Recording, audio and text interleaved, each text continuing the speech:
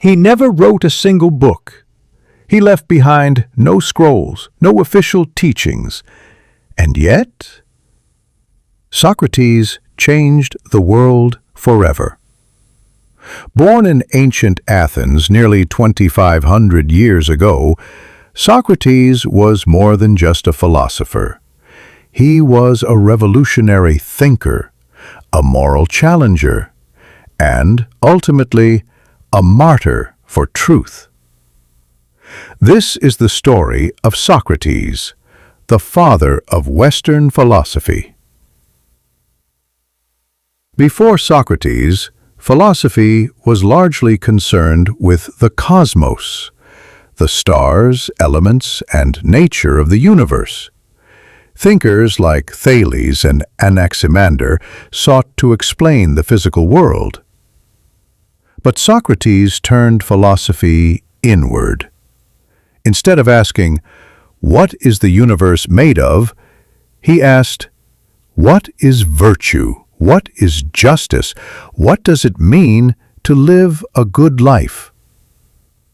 In a world full of orators and sophists, those paid to argue for any side, Socrates became known for his peculiar way of questioning everything, relentlessly and often uncomfortably. Socrates' greatest contribution wasn't a theory, it was a method. The Socratic method is a form of dialogue that involves asking a series of questions to expose contradictions in thinking and lead people to clarity. Rather than telling people what to believe, Socrates made them think. A simple conversation about courage, justice, or love could lead his students into deep self-reflection. It wasn't always comfortable. In fact, it often made people angry. Socrates didn't lecture, he questioned, and through questioning, he made people doubt what they thought they knew. Socrates was known for his strange appearance, bald, short, with bulging eyes, but his mind was sharp.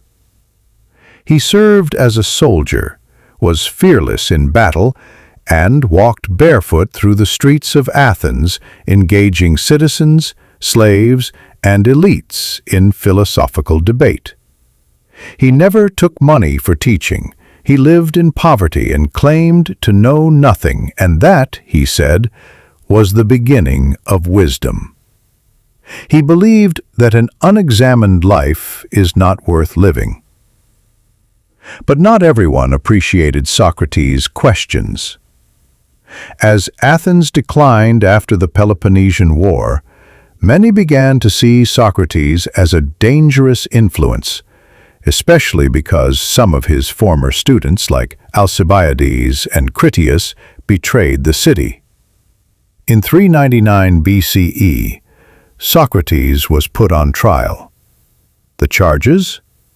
Corrupting the youth and impiety, not believing in the gods of the state. Socrates left no writings, but his ideas were immortalized by his students, most notably Plato, who would go on to teach Aristotle, who would teach Alexander the Great. That makes Socrates the intellectual grandfather of much of Western civilization. His method is still taught in law schools.